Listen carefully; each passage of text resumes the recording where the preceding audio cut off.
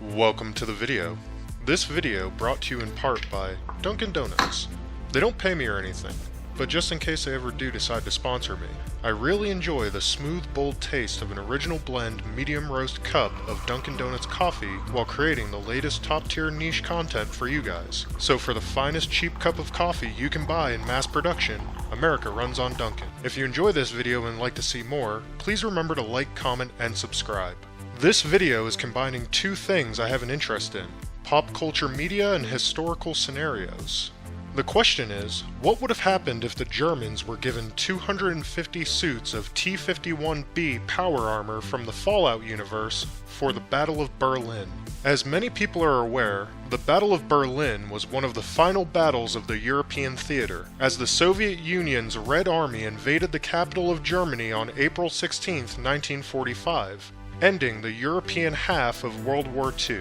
The original German goals for the battle was to halt the Soviet advance, then counterattack and push them out of Germany. The goal was extremely unlikely to ever be accomplished, given that the Germans were heavily outnumbered, outgunned, and losing a two-front war at the time. Even had the Soviets been repelled in the battle, the Western Allies would have arrived shortly afterwards from the West. In the end, there was nothing that the Germans at this point, exhausted and battered, could have realistically done to stop the Allied powers. Next, we will examine the T51b Power Armor. In the Fallout universe, the US Army created the T51b during the Sino-American War prior to the Great War, the nuclear exchange that ended the Fallout universe as they knew it. The T51b was the successor to the stopgap model T45d, the first combat power armor ever put in effective mass production, with superior protection, mobility, environmental protection, and strength over the older models. The T51b was used during the liberation of Anchorage, Alaska, spearheading the campaign and going on to help the Americans restart their stalled advances in the Chinese mainland. The armor, when properly fitted, was viewed as giving mobility equal to users not wearing any power armor, while also giving them the protection equivalent to a tank, and the strength to carry heavy, crew-served weapons as if they were a standard small arm. While there are substantial power requirements, they seem to be mostly an in-game limitation on the players themselves. Within lore, the armor seems to run almost indefinitely when worn by non-player characters and soldiers described as operating for weeks in the suit in the lore. Though later introductions of the T60 shortly before the Great War saw the T51b dethroned as the king of its battlefield, the differences seem to be much more iterational rather than revolutionary as the jump from the T45d to the T51b was. The only significant differences was the T60's superior durability and protection compared to the older models. What would make the T51b so powerful for the Germans at Berlin? Considering their losses in production capacity and manpower, proper armor and artillery support for the defense was more fantasy than reality at this stage. In fact, many of the army groups and divisions used in the defense were little more than fantasy as well, made up of manpower consisting mostly of small children and old men, or the shattered remnants of wounded veteran divisions and regiments. Giving one of these veteran detachments access to the T51b would be an earth-shatteringly effective force multiplier on the field.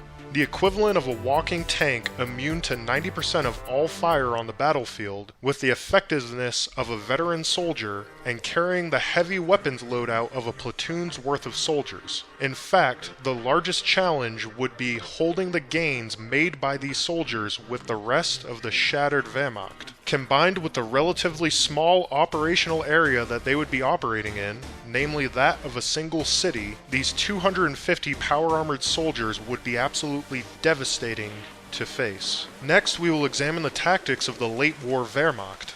At this stage in the war, the Wehrmacht had been fighting a two-front defensive war for almost a year, as well as a mostly defensive Eastern Front for the last 2 years. Where the early war Wehrmacht had relied on high mobility and combined arms tactics to fuel its blitzkrieg to great effect, at this stage, all offensive operations short of small-scale counterattacks were off the table. At this stage, the Wehrmacht had been forced into shifting to an attritional defensive war, something they had earlier avoided avoided at all costs. They were using anyone and anything they could, including brutal scorched earth tactics, to delay the enemy in hopes of being able to secure either a German-friendly negotiated peace with the West and/or enough time to rebuild and rearm to take the war to the East. This last part was mostly fantasy at this point, however it was a stated goal at least. In history, they had established their final defensive line at the Silo Heights after flooding the Oder River plains via a nearby reservoir. How would our power armor arrive then? For this scenario, we will assume that some esoteric technology test in the Fallout universe sent back the suits to Berlin in April 15th, 1945 in our world.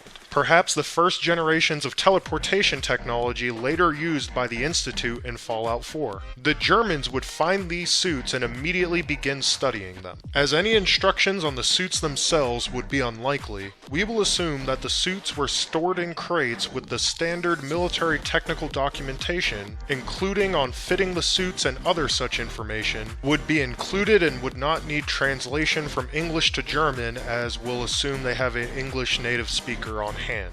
As the Soviet attacks began, the Wehrmacht would likely recall the best soldiers that they still had available to begin testing the suits. Within 3 days, a basic understanding is very likely to have been developed by both the technicians and the wearers, allowing the suits to operate at roughly their full capability. By the 19th, the first suits would likely be deployed by a test platoon to the front on the Silo Heights. Their likely stunning success would probably signal full deployment soon after. What would the impact of 250 power-armored soldiers be? Substantial, but limited. In history, the Soviets had surrounded the city on April 20th and began artillery bombardment. The breaking of the Silo Heights on the 19th had allowed them to advance through and sweep aside the shattered remnants of the Wehrmacht between them and Berlin. However, with prepared defenses and the sheer breakthrough power of the armor, the Germans would have been able to hold the Silo Heights much longer. As the rest of the suits were deployed, limited counteroffensive would become a real possibility for the first time in years. With the Soviet advances stalled by these suits, the Germans would likely begin reinforcing their entire line along the east. Walking tanks with heavy weapons and the mobility of highly trained soldiers would quickly become a nightmare for the advancing Soviets. This could realistically extend defenses by a week or weeks. What would happen next?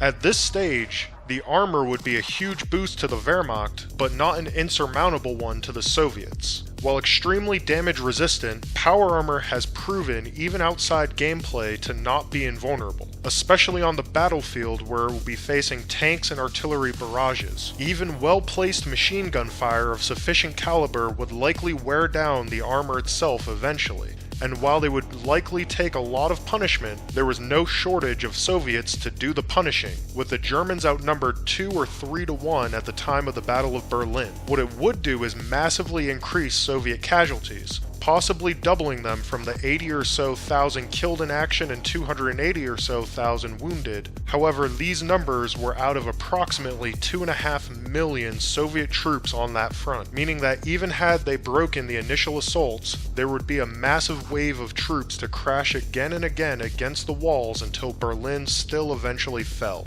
What would most likely happen is the suits would be drowned in a wave of Soviet blood, their operators killed or captured, and the suits sent back to Moscow for immediate study and analysis. This would, however, be a best-case scenario for the Germans. At this final stage of the war, there is almost nothing they can actually do to make their situation worse. The actions of the power-armored soldiers would likely increase respect for the German forces themselves, and the Wehrmacht's earlier actions on the Eastern Front had already made the Soviets as angry as they could ever likely be. Surviving soldiers in the armor would likely head west, attempting to surrender to the Americans, British, and other Western allies as many other Wehrmacht units had tried. This would give some suits to the west, though the Soviets would likely maintain the bulk of the suits. What would happen to the suits themselves? The Soviets would have the lion's share, assuming roughly 80% of the suits ended up in their hands, and half of those being functional, either through repair from irreparably damaged suits or capture. The Soviets could have up to 100 functional suits entering the Cold War, as well as the destroyed suits for sparing and analysis. The Western allies would likely have only 50 or so,